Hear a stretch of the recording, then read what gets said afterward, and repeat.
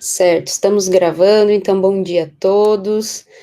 Pessoal, a ideia da aula de hoje, então, e até para vocês entenderem como que vai ser a nossa dinâmica das nossas aulas, é que a gente possa resolver exercícios referente às aulas da semana, tá?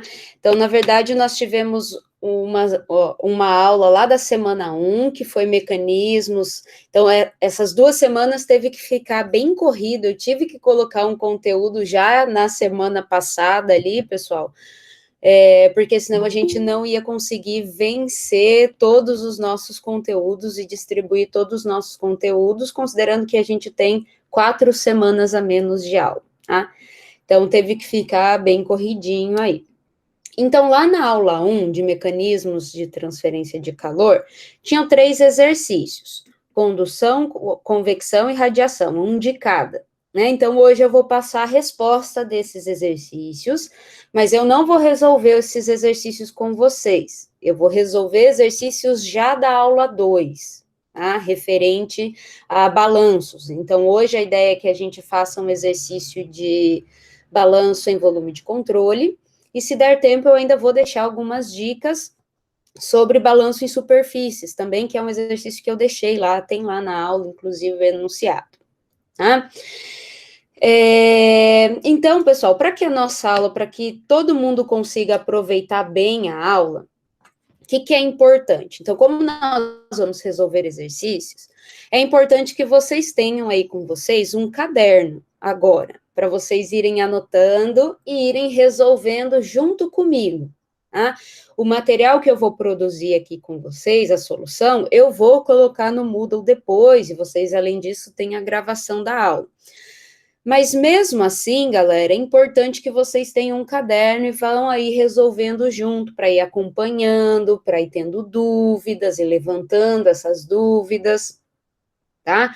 E tem partes do exercício que eu não vou resolver todas as etapas, por exemplo, a parte numérica, então eu vou principalmente deduzir as equações. A parte numérica eu dou um tempinho para vocês resolverem e a gente confere, né? Então aí é importante que vocês tenham um material para vocês irem anotando e irem resolvendo junto comigo, certo?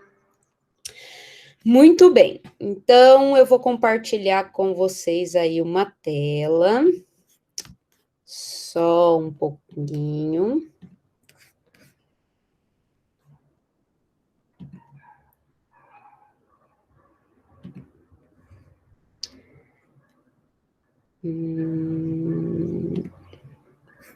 Aqui. Tem mais gente entrando na sala. Muito bem, pessoal, vocês estão vendo aí essa o meu OneNote aí? Com um exercício de um secador. Sim, prof, tudo certo. Beleza, muito bem. Então, eu vou usar sempre o OneNote, tá? E depois tudo que a gente fizer nesse material, eu salvo em PDF e coloco para vocês no Moodle como apoio, ok? Então, pessoal, os exercícios da aula 2, que era de mecanismos de transferência de calor, os resultados estão aqui. Então, o exercício de condução, fluxo igual a 96 quilocalorias por metro quadrado hora. O de convecção, então, coeficiente convectivo da água, que eu coloquei esse W aqui, 4,57 vezes 10 a terceira watt por metro quadrado Kelvin, ok? E o do ar, 65,3 watt por metro quadrado Kelvin. E o de radiação, a taxa, aproximadamente aí 18.000 watts, certo? Então, deixo as respostas. Ai, professor, eu resolvi os exercícios, meus resultados deram diferentes. Tá. Então, basicamente, os conteúdos que vocês utilizaram para resolver esses exercícios da aula 2, nós vamos repetir na aula de hoje. Como fazer. Então, você vai ter condições de retornar ao seu exercício que deu errado e tentar refazer. Se ainda assim você não conseguir, tiver dúvidas, tem o nosso atendimento na terça-feira. Você pode vir que a gente tira essas dúvidas, combinado? Certo, pessoal. Então, vão conversando comigo aí no chat, por favor, para não deixar a professora doida falando sozinha com a parede aqui ou com o meu gato, tá bom? Muito bem, pessoal. Então, vamos lá. Vamos começar resolvendo um exercício, primeiramente, sobre balanço de energia num volume de controle. Tá? Então, lá na aula teórica, eu faço toda a dedução da equação, faço todo o balanço para um volume de controle. Primeira pergunta: alguém tem alguma dúvida com relação àquela teoria, aquela parte da dedução da equação?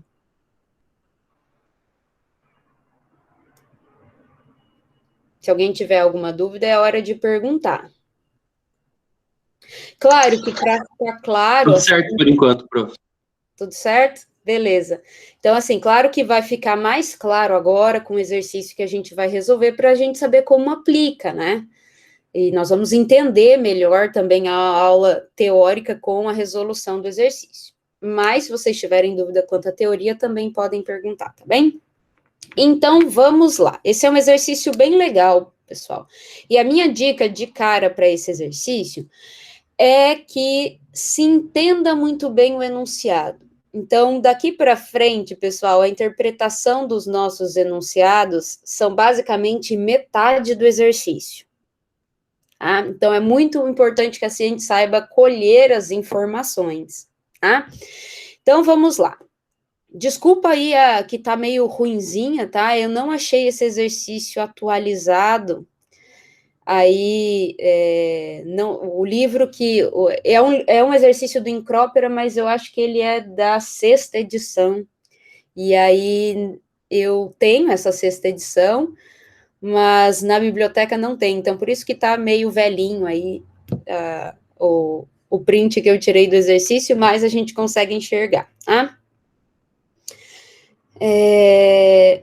Juliana, você tem que marcar comigo por e-mail, tá?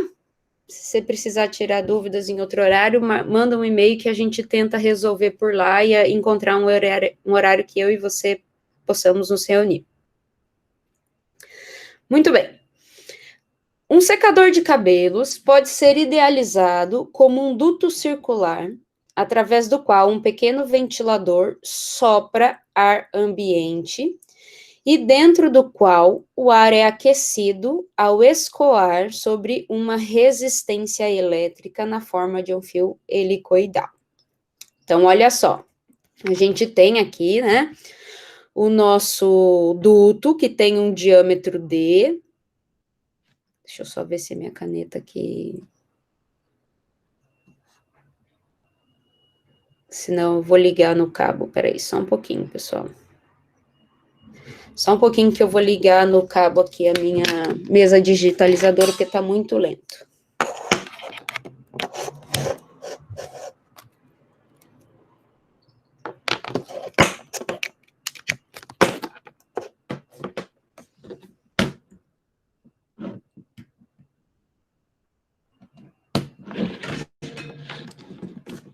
Vamos lá.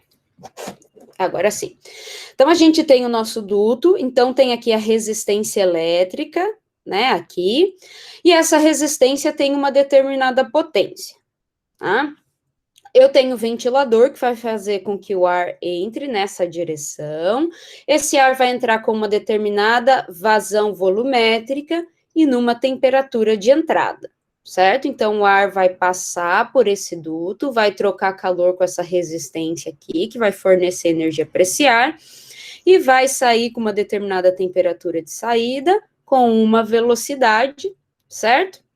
E aí, essas condições externas aqui que a gente tem, da vizinhança, do ar externo, isso aí, temperatura da superfície do secador, né?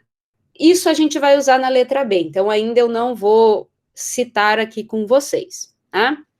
Porque primeiro nós vamos ali para a letra A. Então, olha o que ele nos dá de informação. Então, se o aquecedor for projetado para operar com um consumo de potência elétrica de 500 watts, para aquecer o ar de uma temperatura ambiente da temperatura de entrada de 20 graus Celsius até a temperatura de saída, 45 graus Celsius, em qual vazão volumétrica ele deve operar? Então, essa é a primeira pergunta da letra A. qual é a vazão volumétrica. Então, esse A, ao contrário com esse pontinho, é vazão volumétrica. O que é vazão volumétrica mesmo? Volume por tempo, certo?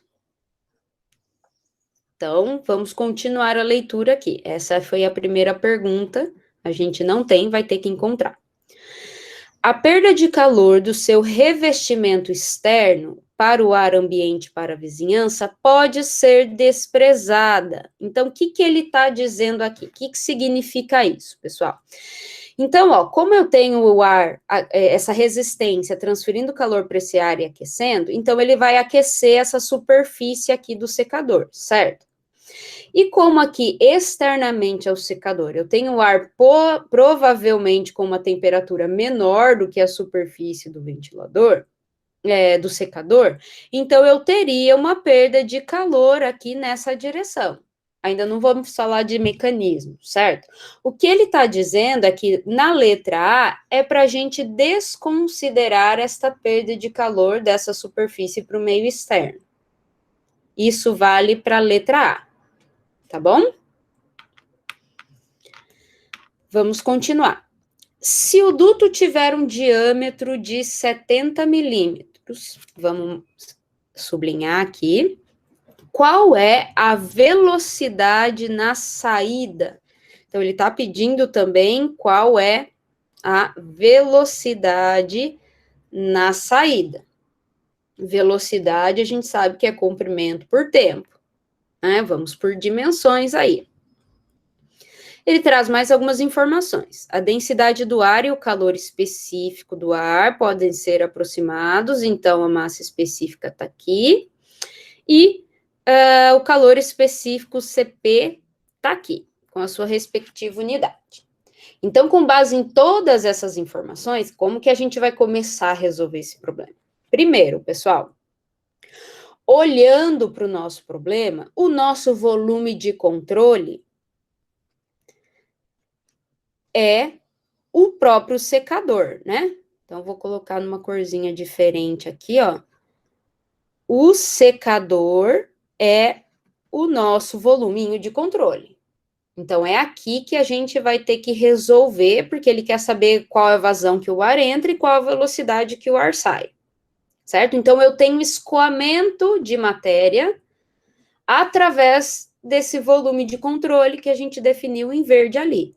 Então, eu vou ter que fazer um balanço para um volume de controle. Então, a primeira coisa que eu vou colocar na hipótese, e essas hipóteses, condições que a gente vai escrever aqui, vai nos dar direcionamento para a gente ir resolvendo. Então, eu vou considerar um volume de controle. Vou colocar simplificado aqui, tá? Primeiro passo. Então, lá na aula que a gente viu de balanço para o volume de controle, então, o balanço vai ser a energia acumulada, que é a função do tempo, a taxa de energia acumulada é igual à taxa de energia que entra menos a taxa de energia que sai, mais a energia gerada, certo? Pessoal, nós não tivemos informações aí no problema sobre variáveis que estão mudando com o tempo, certo? Então, nós vamos fazer uma hipótese aqui e vamos considerar estado estacionário, tá? Ou regime estacionário, como queiram, tá? Porque a gente não tem informações de variação da temperatura, especialmente com o tempo, ou seja, eu não tenho acúmulo nesse meu balanço. Estado estacionário. Essa foi a nossa hipótese. Então, se o estado é estacionário, o termo aqui relacionado ao acúmulo vai ser zero pela hipótese 2. Então, olha como eu resolvo. Eu estou escrevendo as equações e conforme eu estou concluindo aqui algumas hipóteses, eu vou simplificando as equações de acordo com as hipóteses. Então, eu estou dizendo que o termo de acúmulo é zero, por quê? Quem diz isso, quem me permite fazer isso é a hipótese 2. Ok? Então, gostaria que vocês utilizassem essa sistemática aqui, essa forma de resolver os problemas, que é uma forma que eu vou entender que você sabe resolver e está entendendo os conceitos. Combinado? Sim, querida professora. Combinado, prof. Combinado. Valeu. Pessoal, então lá na nossa aulinha teórica, a gente deduziu toda a equação para o balanço e chegamos nessa equaçãozinha que está aqui embaixo para o estado estacionário, certo? Então, essa equação me diz que a taxa de massa vezes a energia interna específica, pressão vezes volume específico, mais velocidade ao quadrado dividido por 2, mais gravidade vezes altura, tudo isso na entrada, menos tudo isso que a gente já falou na saída. Então, entrada, saída, vai ser igual ao gerado, que é o Q menos a taxa de trabalho. Tudo isso é igual a zero, porque o acúmulo é igual a zero. Bom, temos muitas variáveis aqui, muitas coisas para a gente ainda interpretar do nosso problema, certo? Vamos começar com trabalho. Certo? Então, lá na aulinha, a gente falou que o trabalho tem duas contribuições de trabalho, certo? Uma é o trabalho de escoamento. Então, o que significa o trabalho de escoamento? Então, é o trabalho que ocorre em função das forças de pressão que provocam o movimento, o escoamento do fluido, que é dado por isso aqui, ó, que é a taxa de massa, né, vezes pressão, vezes o volume específico, essa diferença na entrada e saída. Isso é o trabalho de escoamento. E todas as outras formas de trabalho, a gente vai colocar aqui na taxa de trabalho, certo? Então, vamos começar avaliando esse trabalho de escoamento, que é pressão vezes o volume específico. Pessoal, se a gente olhar aqui o nosso secador e pensar fisicamente num duto de um secador, ó, a letra B diz que o comprimento desse duto, desse secador, é 15 centímetros, né? E é o que a gente conhece de um secador que a gente usa de cabelo, é pequeno, né? Não tem um comprimento tendendo ao infinito. Então, considerando isso, considerando que a gente não tem diferença de diâmetro na entrada e na saída, a gente não vai ter grandes oscilações de pressão nem de volume específico. Então, a gente pode concluir e colocar aqui nas nossas hipóteses que o trabalho de escoamento, eu vou colocar simplificado aqui, o trabalho de escoamento vai ser desprezível. Entenderam por que a gente desprezou o trabalho de escoamento? Porque o nosso duto é pequeno, né? Porque a gente não tem variação de diâmetro na entrada e na saída, então possivelmente até a nossa velocidade não vai mudar na entrada e na saída, a pressão também não, ok? Então a gente vai poder fazer essa hipótese de desprezar o trabalho de escoamento. Muito bem, e qualquer outra forma de trabalho, pessoal, olhando para o nosso problema, aqui para o nosso secador, a gente tem alguma forma de trabalho, o sistema está executando algum trabalho, ou seja, eu tenho um eixo rotacionando, por exemplo. Então, claro, o ventilador, ele não faz parte do volume de controle, tá? Então, o volume de controle é apenas a região do secador onde o ar está passando, escoando. Tá? Então, vamos considerar que o ventilador não faz parte exatamente do nosso volume de controle. Então, o sistema, pessoal, ele está executando alguma forma de trabalho? Não. Não, né? Eu não tenho nenhuma forma de trabalho. Então, pessoal, aqui na nossa quarta hipótese, Prof, a taxa de trabalho vai ser zero. Prof, Oi. Desculpa, pode me explicar de novo por que vai ser zero, que eu não entendi? Tá. O trabalho, a taxa de trabalho? É isso aí. Tá. Bom, quando que eu vou ter qualquer outra forma de trabalho? Quando o meu sistema executar alguma forma de trabalho. O que seria um trabalho? Por exemplo, rotacionar um eixo. Isso é trabalho. Se a gente olhar o nosso sistema, o nosso volume de controle aqui em verde, e, obviamente, considerar que o ventilador não faz parte do nosso volume de controle, o que faz parte é o duto e a resistência que está dentro do duto e o ar que escoa através desse volume de controle. Então, a gente não tem nenhum trabalho sendo executado pelo sistema. Certo? Não está rotacionando um eixo, por exemplo, então o sistema não está executando o trabalho. A única coisa que está acontecendo é o escoamento do ar que passa através da resistência e troca calor com essa resistência que a gente tem ali no duto. Tá bom, entendi então, agora. A taxa de trabalho é 0. Certo? Professora, obrigada. Oi. Posso perguntar? Pode. Qual outro tipo de trabalho que a gente poderia ter nesse exemplo, se não o de escoamento? Além de rotacionar um eixo, o que ele poderia fazer aqui? Deixa eu pensar num problema que teria trabalho.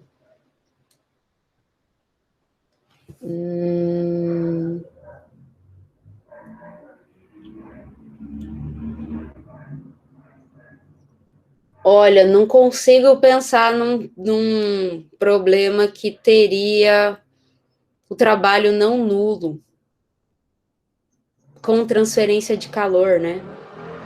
Não tem problema. É porque, assim, lá no slide estava escrito que o trabalho pode ter 2 contribuições, que é o de escoamento, e daí embaixo está escrito, qualquer outro tipo de trabalho é considerado como sendo efetuado pelo sistema.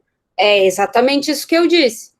Então, a gente avaliou o trabalho de escoamento, que é o responsável, que é em função da variação da pressão, que provoca o escoamento do fluido, e qualquer outra forma de trabalho que for executada pelo sistema, nós vamos considerar aqui.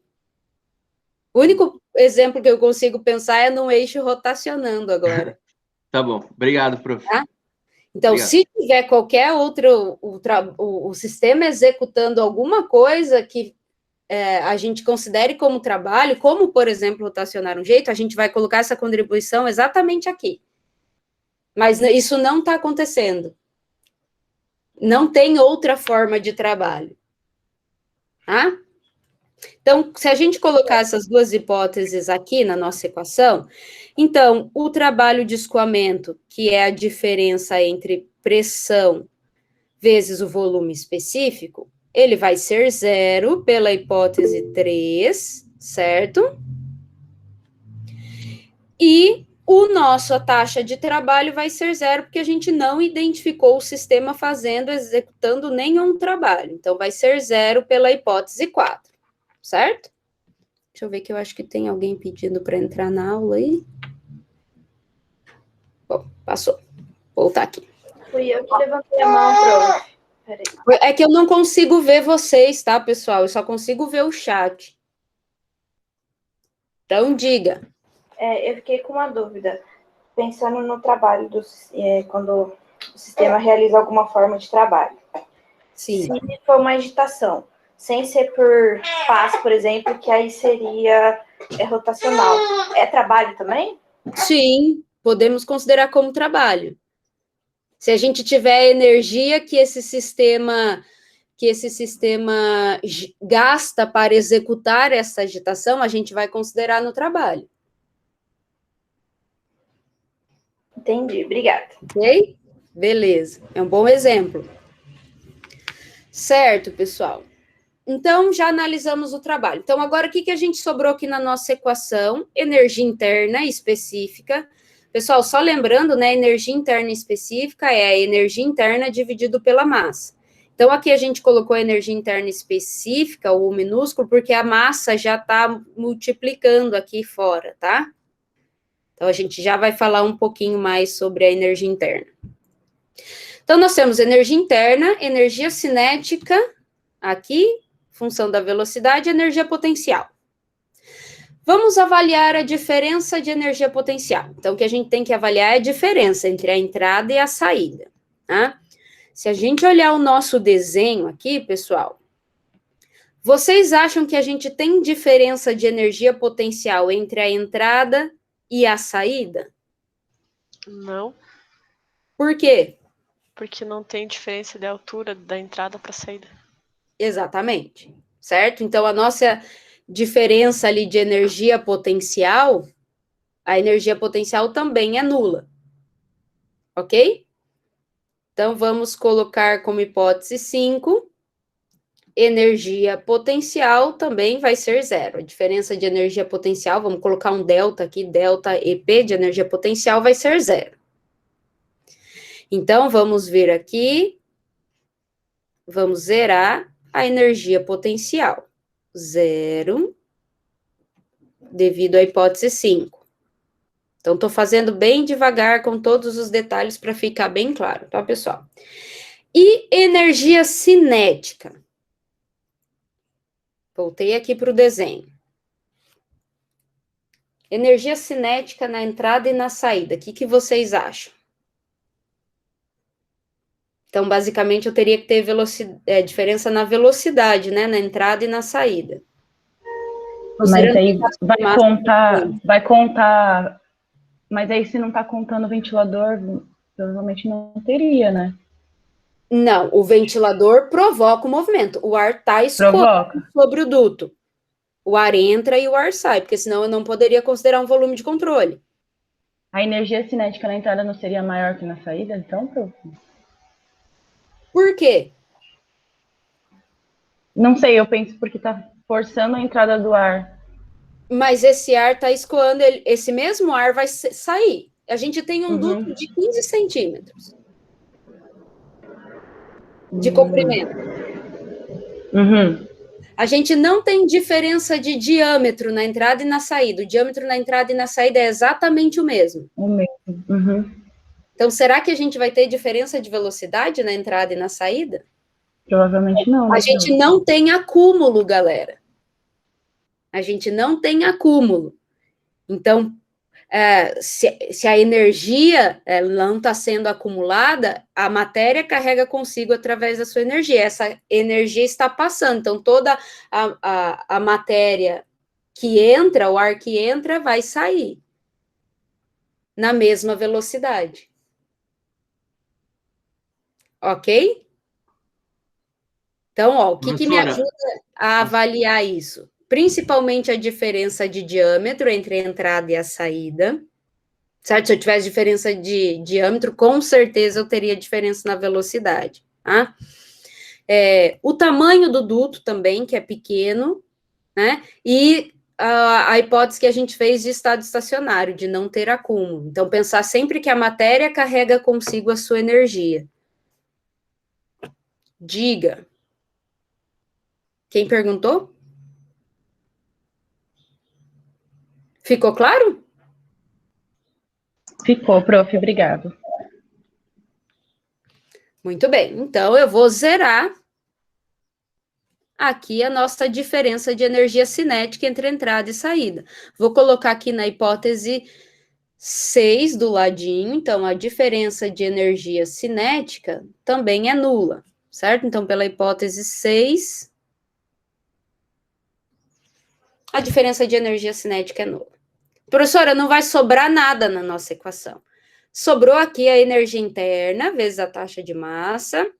Sobrou esse nosso Q aqui. Então, eu vou escrever de novo. Então, eu tenho taxa de massa vezes. Então, a taxa de massa é constante na entrada e na saída. Então, eu vou colocar de uma forma diferente. Então, vai ficar a energia interna na entrada menos a energia interna na saída, que foi o que sobrou, mais o Q igual a zero. Concordam?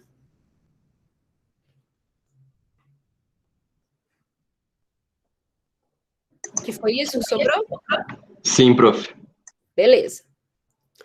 Muito bem, pessoal, vamos avaliar esse Q. O que é esse nosso Q aqui que está na nossa equação? Como que a gente vai trabalhar com ele? Então, o Q é a taxa de calor. A taxa de calor que está sendo transmitida é a taxa de calor, se a gente considerar, obviamente, então a gente tem a potência elétrica da resistência, que deu a potência de 500 watts. né? Se a gente está considerando que não, que é desprezível aqui a perda de calor para o meio externo, então nós podemos dizer que toda a potência gerada pela resistência está sendo transferida para o ar, certo? Então essa taxa de troca de calor é a própria potência elétrica.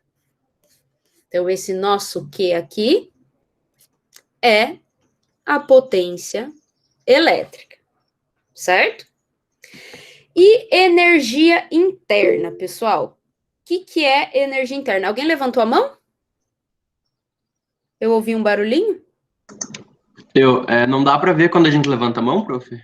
É, porque eu não estou vendo, que eu estou vendo a minha tela do OneNote, eu não consigo ver. Eu queria só perguntar sobre energia cinética, senão eu vou esquecer, não vou conseguir perguntar depois. Quando tem, nesses casos, quando, por exemplo, o tamanho era muito pequeno, era 15 centímetros, vai ser uma variável que, tipo, vai influenciar?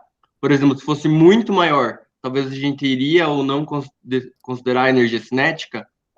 Se a gente tivesse, por exemplo, problemas, se esse tubo tivesse ranhuras, tá? Não fosse perfeitamente liso, então ele tivesse algumas incrustações, a gente poderia ter variação na velocidade, a gente poderia ter variação, inclusive, no trabalho de escoamento, tá?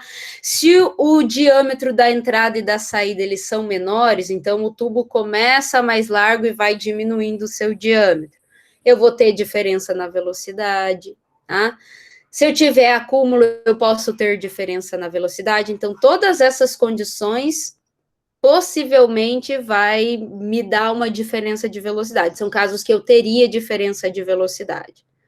Então, se um tubo muito longo, eu posso ter perda de energia e a velocidade ser diferente.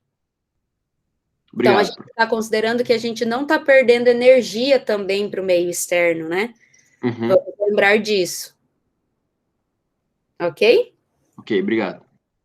Então, ó, variação de energia interna. Como que a gente calcula energia interna mesmo?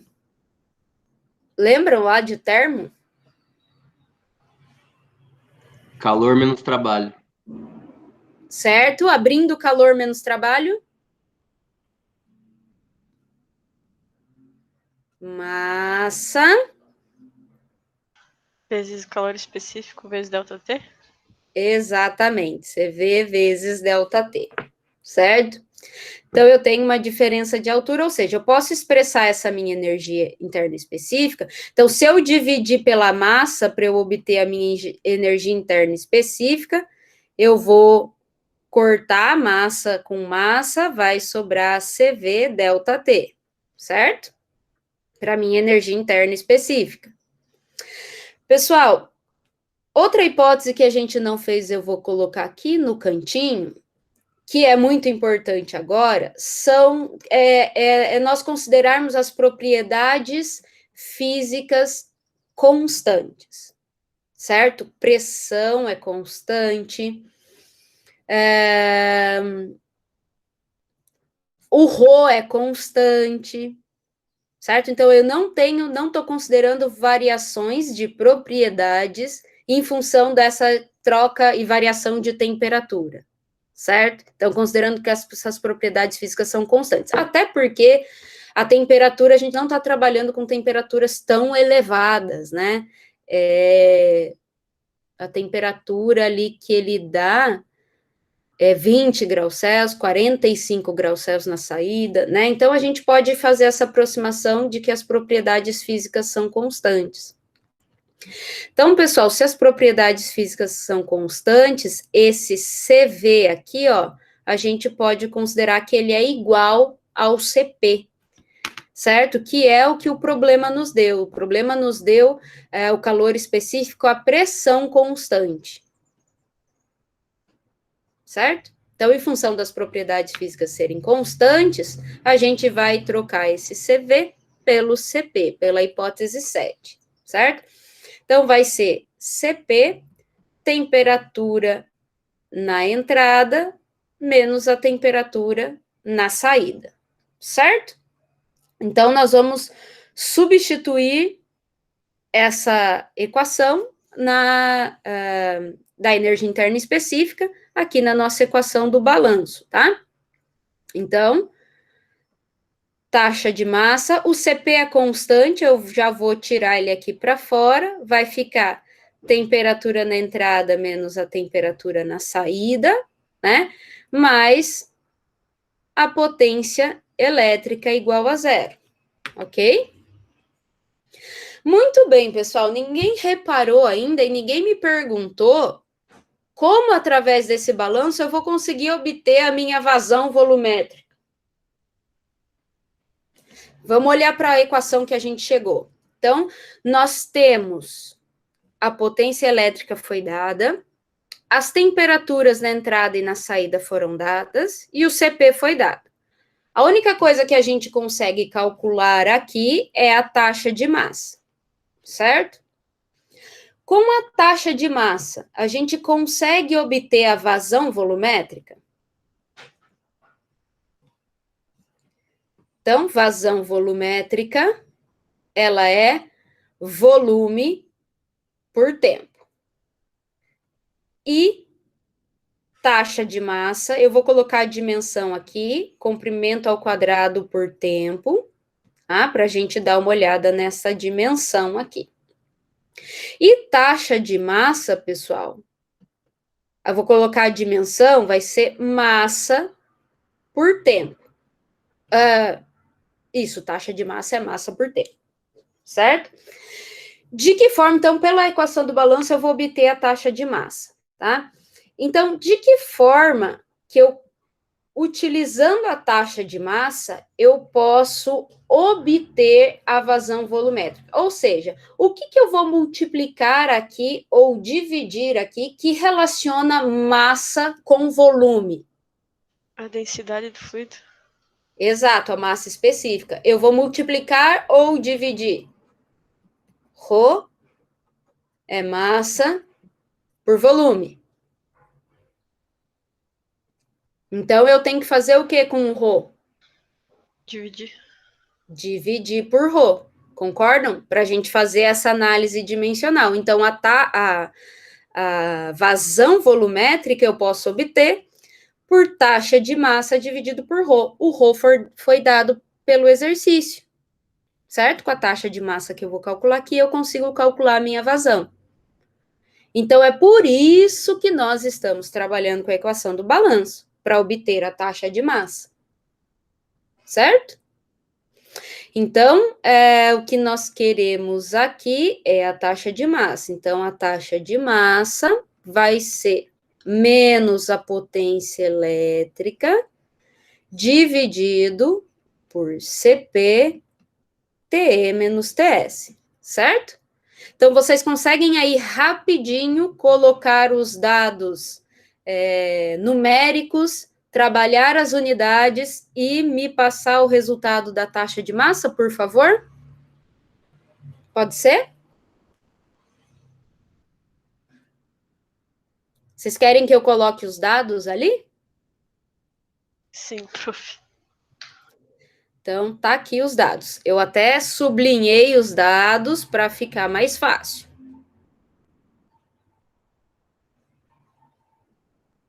Rapidinho, enquanto eu tomo uma água aí, pessoal.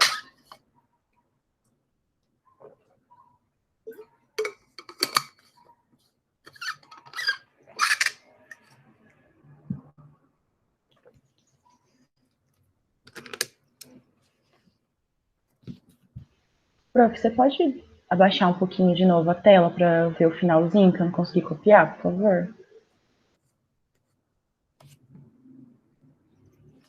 Vocês me ajudem aí a ver se eu não escrevi nada errado, viu?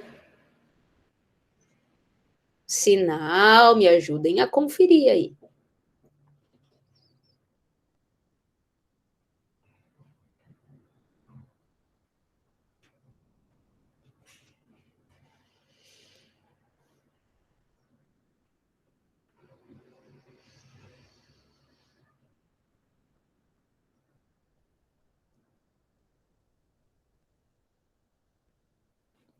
Quando alguém já tiver a resposta, por favor, coloque no chat. Ou peça a palavra também, pode ser.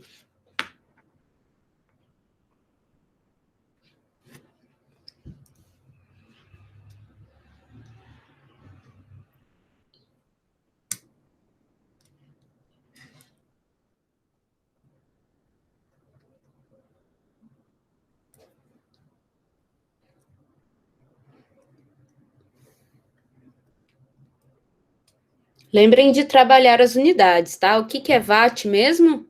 Joule por segundo. Ok?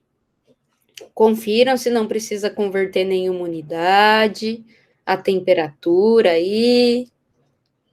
Prof, qual que é a massa específica? O Rho Isso, que eu não consegui anotar. Tá, é 1,10, tá? beleza, obrigada. Quilogramas por metro cúbico. Isso aqui é uma vírgula. Deixa eu até conferir. É isso mesmo. Quilogramas, né, por metro cúbico, é isso mesmo.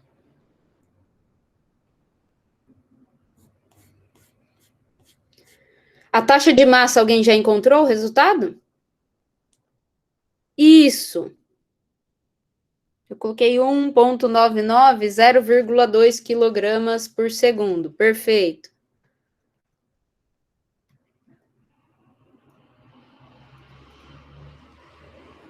Beleza. E agora, então, pessoal, fazendo a taxa de massa pela massa específica, qual é a minha vazão volumétrica?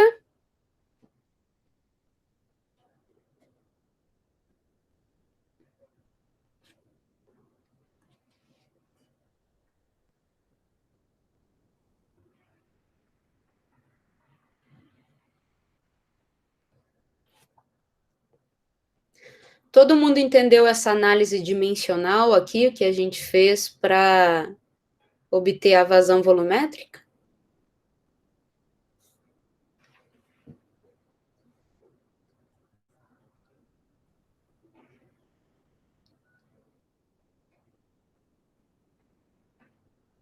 Prof, não sei se tá certo. Pra mim deu 1,8 vezes 10 na menos 2. Isso aí. Tá. Metros cúbicos por segundo, né? Isso. Perfeito, é isso mesmo. Ok, o pessoal que estava desenvolvendo aí, todo mundo foi? Falta a velocidade, né? Muito bem, pessoal. Velocidade é comprimento por tempo. Nós temos vazão volumétrica. Vazão volumétrica é volume por tempo. Temos taxa de massa, que é massa por tempo, que está aqui. Como vocês acham, por análise dimensional, a vazão volumétrica nos permite fazer bem fácil essa análise dimensional. Partindo da vazão volumétrica, que é volume por tempo, como que eu consigo achar a velocidade, que é comprimento por tempo? Divide pela área. Muito bem, a área, comprimento ao quadrado, né, pessoal? Então, se eu dividir o volume pela área... Opa, deixa eu colocar aqui a área.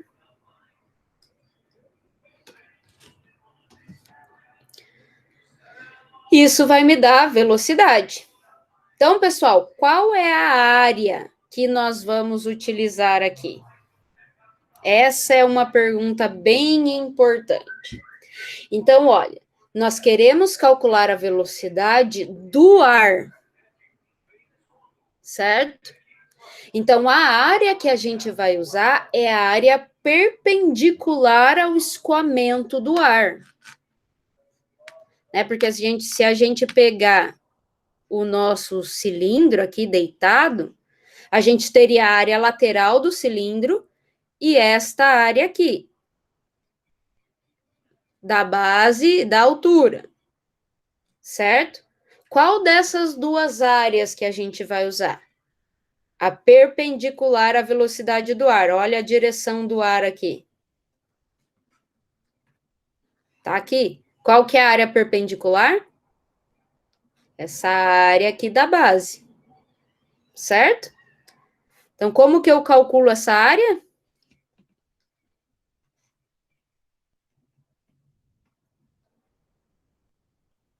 Pi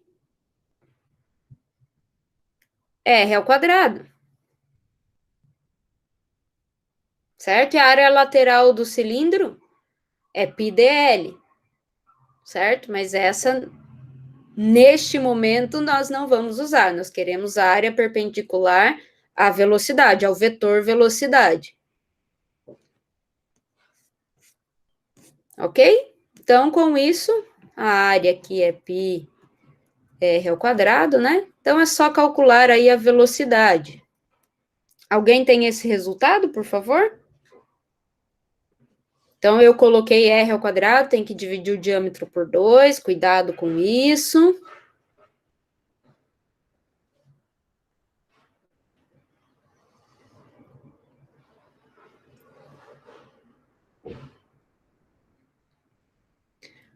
O diâmetro é 70 milímetros, se eu não estou enganada. Isso, tá aqui, ó, 70 milímetros. Cuidado com as unidades. Então, a nossa vazão volumétrica está em metro cúbico, o diâmetro está em milímetro. Então, tem que fazer algumas conversões aí, né?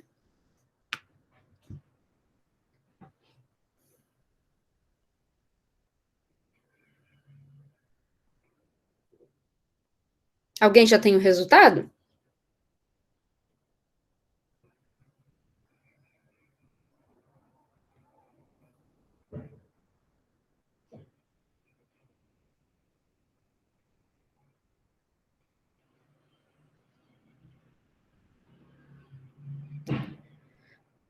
Não, Thaís. É velocidade que eu quero. É metro por segundo. Isso, Tamires. 4,7 metros por segundo. É, isso aí, tem que levar ao quadrado. Certo, pessoal? Então, resolvemos a letra A do nosso problema. Dúvidas aqui na letra A?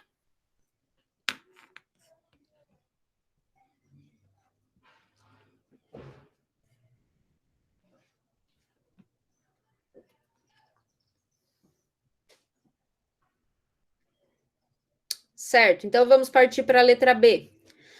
Considere um comprimento do duto do aquecedor de L igual a 150 milímetros e uma emissividade da sua superfície epsilon igual a 0,8.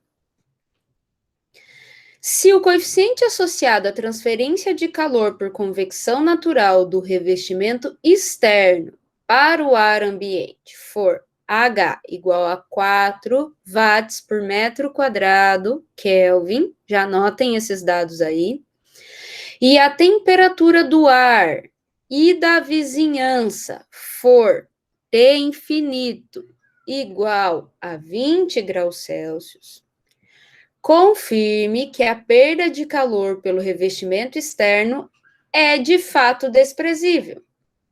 A temperatura superficial média do revestimento externo pode ser calculada como TS, T da superfície, igual a 40 graus Celsius.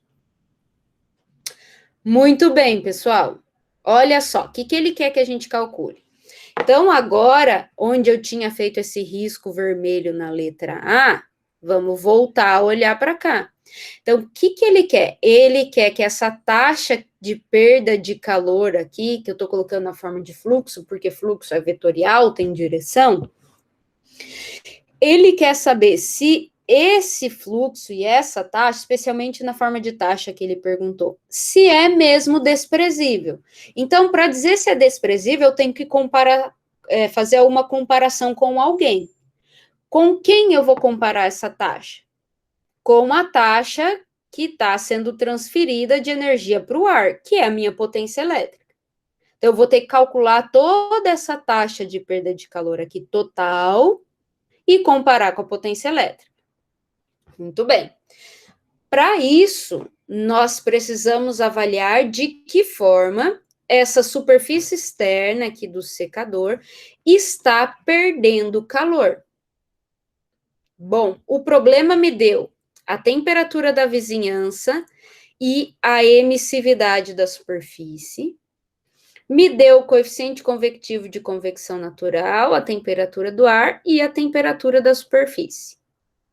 Então, pessoal, como a temperatura da vizinhança é 20 graus Celsius, assim como a temperatura do ar. Então, esse revestimento externo vai perder calor para o ar na forma de convecção natural e vai perder calor para a vizinhança, para as paredes dessa sala que esse secador se encontra, por radiação. Certo? Vai perder por condução, pessoal? Tem um mecanismo de condução nesse problema? Eu tenho alguma coisa encostada no secador, porque tem que estar parado, né? A condução é um movimento, se refere ao movimento molecular. Então, eu tinha que ter, por exemplo, alguma coisa encostada na parede desse secador. Eu não tenho. Eu tenho o ar e tenho a vizinhança. Então, nesse problema, essa superfície do secador vai perder calor externamente para o meio por radiação e convecção. Se o problema não tivesse me dado a temperatura da vizinhança nem a emissividade, aí eu não teria condições de calcular, então eu ia calcular só a convecção. Certo? Mas nós temos as informações, então esse meu fluxo total de perda de calor vai ser o que ele perde por convecção, mais o que ele está perdendo por radiação. Certo? Deixa eu pegar meus resultados aqui. Muito bem, pessoal. Nós conhecemos as leis que governam a convecção e conhecemos a lei que governa a radiação. Então, vamos escrever isso lá embaixo.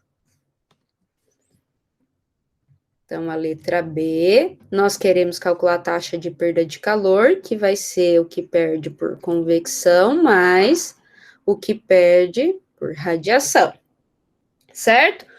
A convecção, pessoal, eu vou resolver aqui na forma de fluxo, tá? E depois eu vou converter para taxa. Mas você pode colocar a equação já tudo em termos de taxa, certo? Aí vai ser a taxa de convecção mais a taxa de radiação. Então, lembrando que fluxo de energia é energia por área por tempo. E taxa de energia é energia por tempo. Certo? Então, fluxo sempre vai aparecer essas duas linhas aqui, porque é dividido por uma área. Tá? E no desenho, pessoal, eu sempre vou colocar fluxo, porque fluxo é uma grandeza vetorial, fluxo tem direção, tá? É um vetor.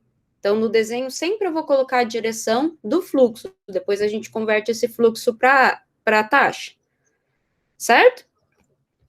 Então, tanto faz, tá? Você pode usar direto a taxa ou o fluxo, tanto faz. Então, eu vou colocar o fluxo primeiro. Tá? Então, fluxo de convecção é dado pela lei de resfriamento de Newton, que é o H vezes a diferença de temperatura.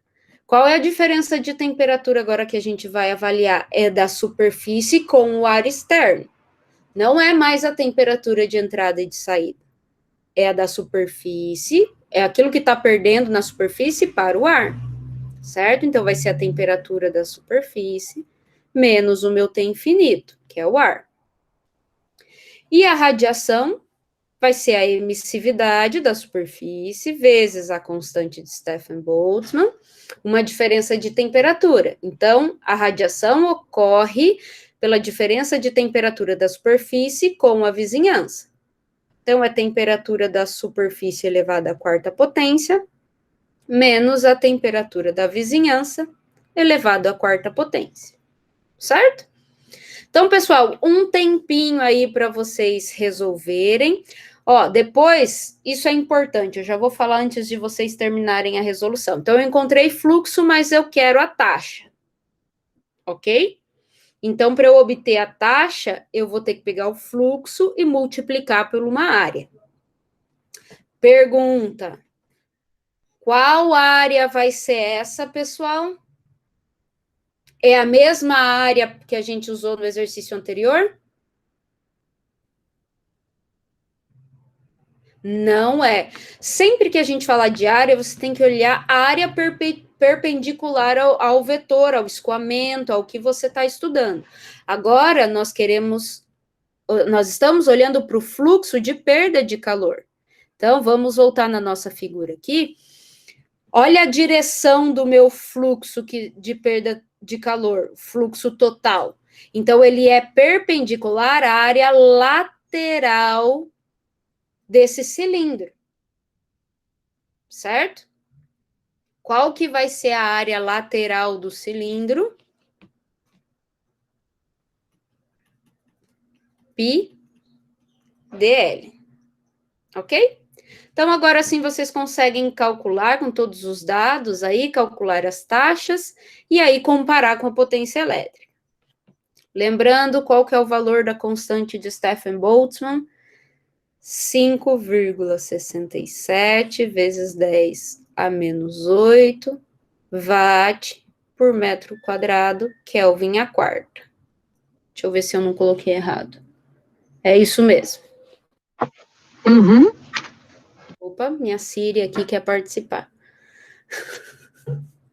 Certo, pessoal? Dá para resolver aí? Dá, prof. Só pode deixar lá no enunciado? Para Vamos copiar as coisinhas.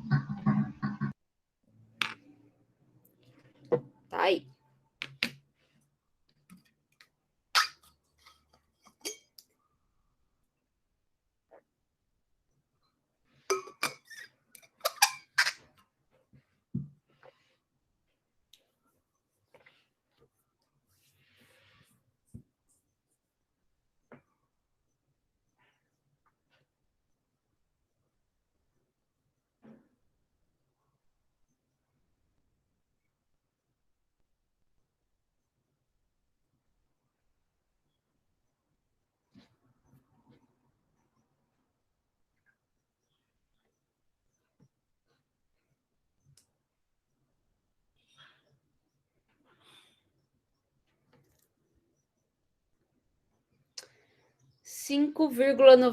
Isso aí, 5,9 watts.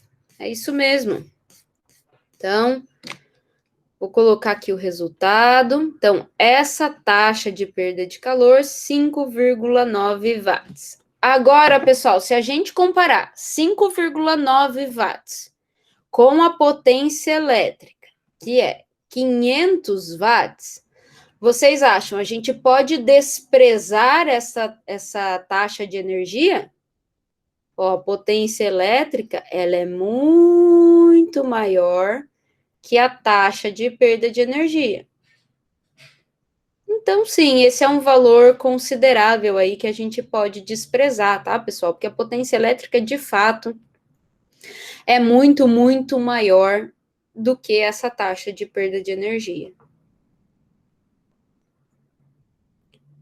Certo?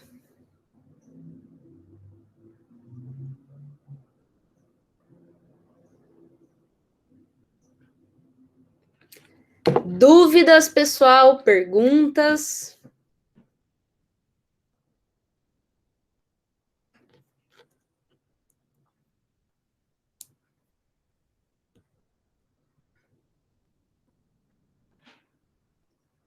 Tamir, está tudo ok?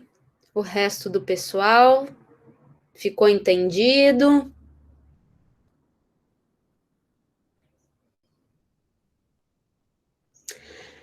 Pessoal, eu quero fazer uma observação aqui com vocês rapidinho. Olha só, vamos olhar a equação da convecção e a equação da radiação. Se a gente olhar a convecção, nós temos aqui uma diferença simples de temperatura, né? Por que eu estou querendo falar isso? Para a gente trabalhar melhor as unidades. Então, pessoal, numa diferença simples de temperatura, vocês viram que o H tem a unidade watt por metro quadrado por Kelvin, tá? Mas é uma diferença simples de temperatura. Então, pessoal, se a gente fizer essa diferença de temperatura, convertendo as nossas variáveis para Kelvin e fazendo a diferença, ou em graus Celsius e fazendo a diferença, vocês concordam que o ΔT vai ser igual? Tanto em Kelvin ou graus Celsius? Sim. Porque eu estou só somando mais 273. Então, quando a gente tem uma diferença simples de temperatura, e tem que ser uma diferença, tanto faz eu fazer essa diferença em Kelvin ou graus Celsius. Eu não necessariamente tenho que converter para Kelvin a minha temperatura. Agora, quando eu tenho a radiação, eu não estou fazendo uma diferença simples de temperatura. Então, a constante de Stefan-Boltzmann depende de Kelvin a quarta, certo? Então, temperatura elevada à quarta menos outra temperatura elevada à quarta não vai ser igual se eu fizer em graus Celsius ou em Kelvin. Esse resultado de diferença de temperatura, quando eu tenho as temperaturas elevadas a alguma potência, não vai ser igual. Então, quando eu tenho a radiação, obrigatoriamente tem que converter a temperatura para Kelvin, para você poder cortar com esse Kelvin aqui da constante de Stefan-Boltzmann. Certo? Entendido isso?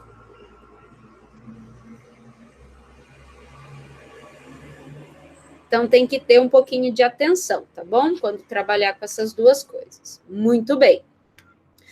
Pessoal, então esse seria o nosso exercício de exemplo aí sobre balanço de energia para um volume de controle. Lá na aula de balanço em superfície, vocês têm esse exercício aqui, que eu deixei lá para vocês trabalharem no final da aula. Eu vou fazer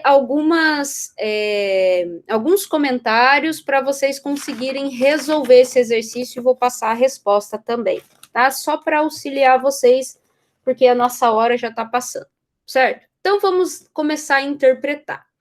A dinâmica de solução, pessoal, é vocês fazerem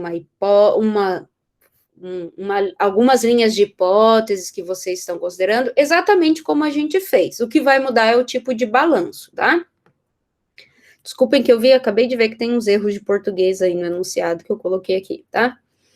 Então, ó, os gases quentes da combustão de uma fornalha são separados do ar ambiente e de sua vizinhança, que estão a 25 graus Celsius, por uma parede de tijolos com 0,15 metros de espessura, certo? Então, ó, vou fazer o desenho aqui, eu tenho a minha parede de tijolos, aqui eu tenho os gases e aqui eu tenho o meu meio externo. Então, eu tenho a temperatura da vizinhança, que é 25 graus Celsius, e a temperatura do ar também, tem infinito, é 25 graus Celsius. E aqui eu tenho a minha espessura, que é 0,15 metros. Certo. O tijolo possui uma condutividade térmica de 1,2 watts por metro Kelvin e uma emissividade superficial de 0,8. Em condições de regime estacionário, a temperatura da superfície externa encontra-se a 100 graus Celsius. Externa aos gases de combustão, externa à fornalha. Então, essa temperatura aqui, ó.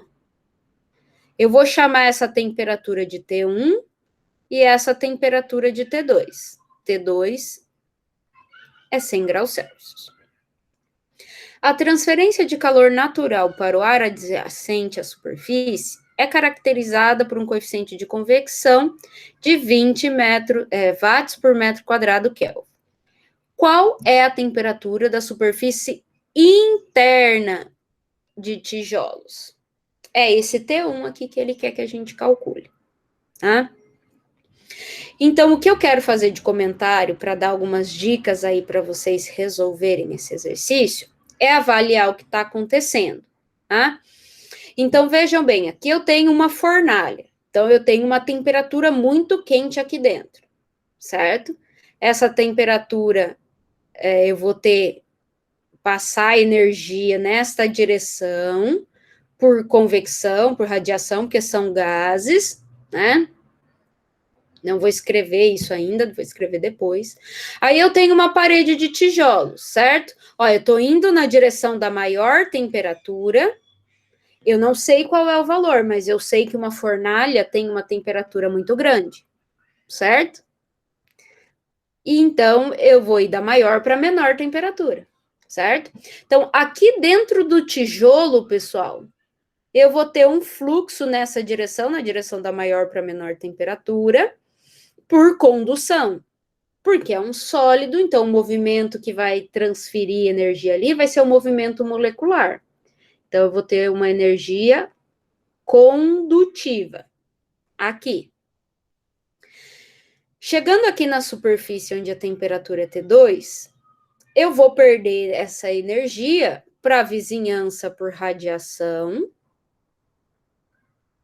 certo? Porque a temperatura é menor do que 100 graus Celsius. E vou perder por convecção para o ar, porque a temperatura da superfície também é menor que o ar. Ok? Esses são os fluxos de energia que a gente tem aqui. Então, pessoal, se a gente sabe que a direção da maior temperatura, então na fornalha eu vou ter maior temperatura do que no ambiente externo, e eu sei que T2 é 100 graus Celsius, então eu sei já que eu posso prever que T1 vai ser maior que 100 graus Celsius. Vai ser um valor de temperatura elevado, certo?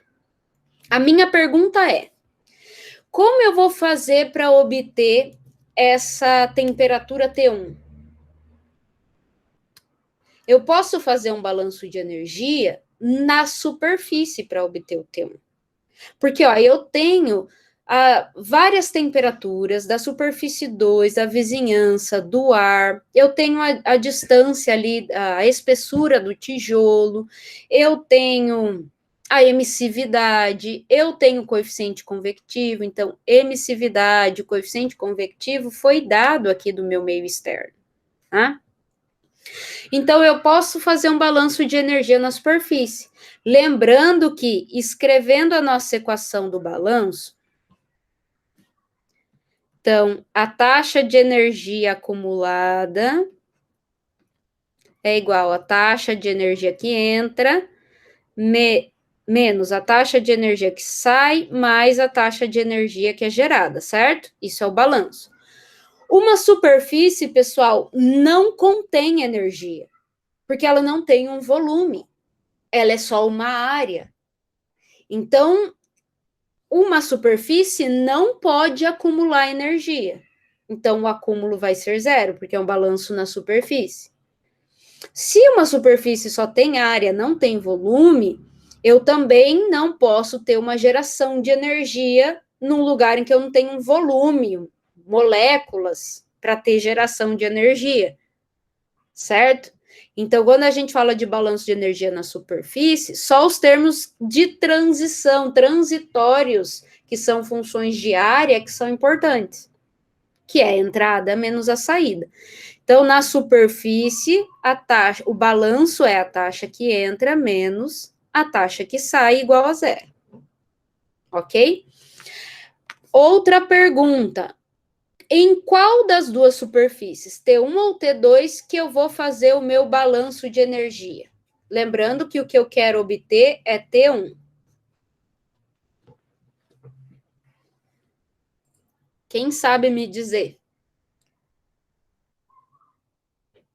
Depois vocês fazem aí a listinha de hipóteses, tudo certinha, tá?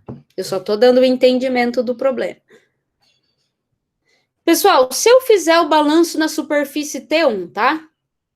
Então, vou selecionar qual é a superfície que eu tô fazendo o balanço aqui.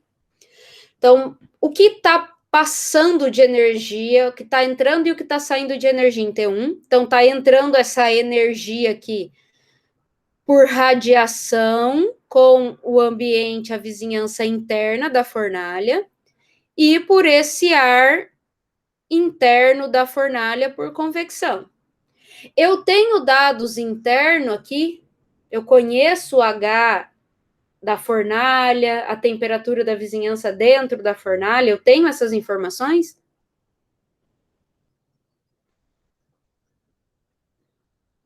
Não tenho, não foi dado. Então, como que eu vou fazer a minha entrada de energia? A condução eu consigo fazer, mas a entrada de energia eu não tenho informações para fazer. Então, eu não posso fazer um balanço na superfície T1, porque eu não tenho dado. Então, eu vou fazer na T2. Então, de que forma que entra e que sai energia da superfície T2? Olha, tá aqui o desenho, né? Tá entrando por condução e saindo por radiação e convecção, a superfície externa.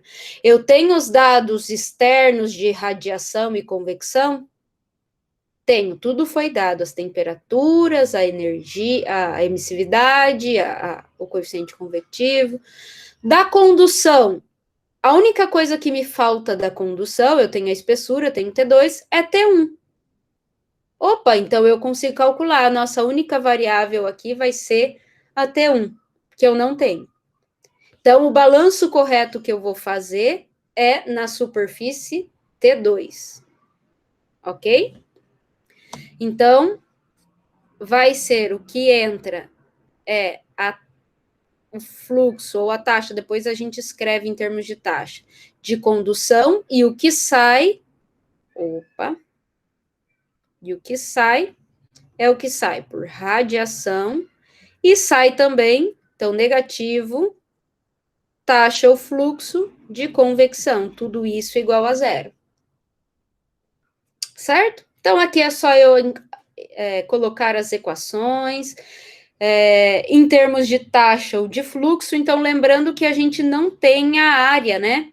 Então é melhor resolver em termos de fluxo, tá? Porque a gente não tem a área perpendicular aí com relação aos fluxos de energia, tá? Então é bom resolver em termos de fluxo. Outra coisa que eu queria sinalizar importante, depois eu vou deixar para vocês resolverem. Pessoal, qual a equação que eu vou usar para descrever a condução? A radiação e a convecção a gente já viu no exercício anterior. E a condução? Qual lei que governa a condução?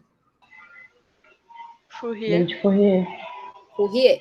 Então, eu vou escrever a lei de Fourier unidirecional, né? Função apenas da direção x. Então, é menos k dt dx. Certo?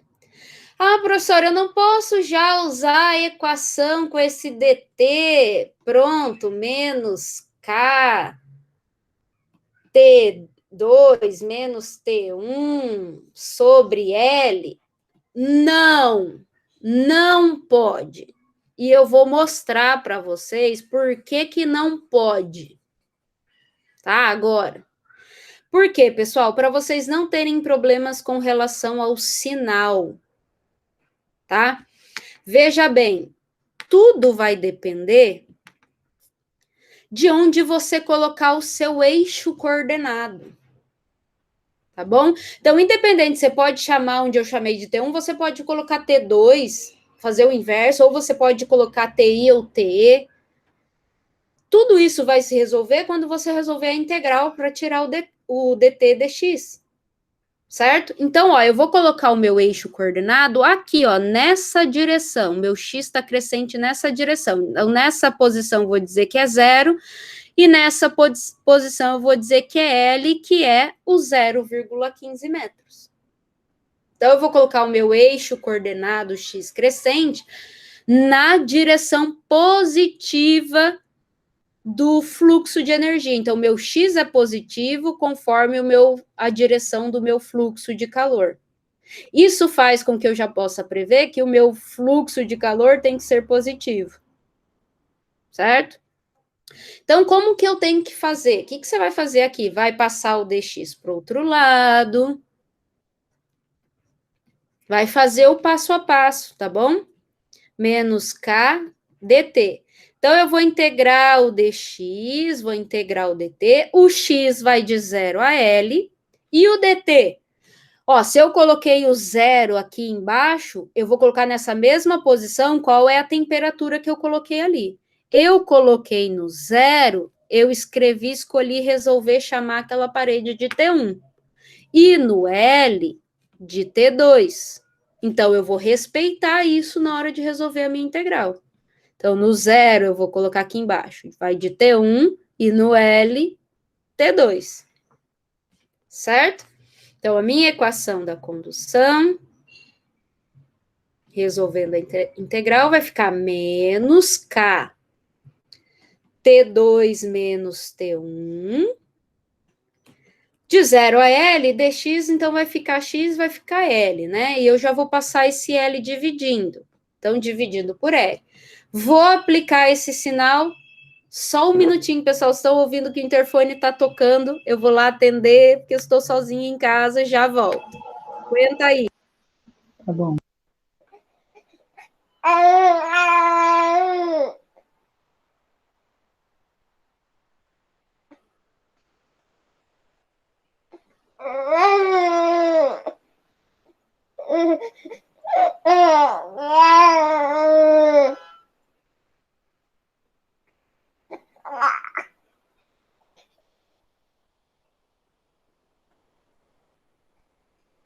Viram meu gatinho aí? Estão me ouvindo? Sim, prof. Certo. Muito bem, pessoal. Então, terminando aqui, eu posso aplicar esse sinal aqui dentro. Então, vai ser Q de condução, vai ficar K, T1 menos T2, dividido por L. E vocês concordam que o meu T1, como a gente previu, ele tem que ser maior que o T2, fazendo com que o meu fluxo de condução fique positivo, respeitando o que a gente fez aqui na nossa geometria aqui do nosso balanço. Professora, certo? Sim. Ali integrando de 0 a L dx, não ficaria menos L? Não, é L menos 0, né? Resultado aqui, integral de dx é x, aplicando de 0 a L. Então, é L menos 0. Ah, sim, verdade. Obrigada. Certo? Entendido, pessoal? Então, cuidado com a lei de Fourier. Por isso que é importante fazer todo esse passo aqui, colocar o seu eixo coordenado para não confundir o sinal. Beleza, pessoal? Com essas informações, vocês conseguem resolver esse exercício? Posso deixar aí para vocês? Então, o resultado, pessoal, T1 vai dar 352,5 graus Celsius. Beleza? Pessoal, eu vou ter que encerrar a aula, porque vocês viram, tem alguém me esperando lá embaixo, eu tenho que ir lá buscar uma encomenda. Tá bom? Tá bom, prof. Se vocês tiverem dúvida, terça-feira tem atendimento. Mas a ideia era eu passar essas instruções aqui desse exercício para vocês resolverem. Certo? Ficou claro, né, agora? Deu para entender certinho? Uhum. Sim. Beleza. Então, tá bom, pessoal. Tenham todos um bom final de semana. Se cuidem. Assim que eu conseguir converter para PDF, eu já coloco esse material no site, tá bom? Tá bom, prof. Obrigada. Bom final de semana também. Se cuidem. Um abraço. Até mais. Tchau, prof. Abraço.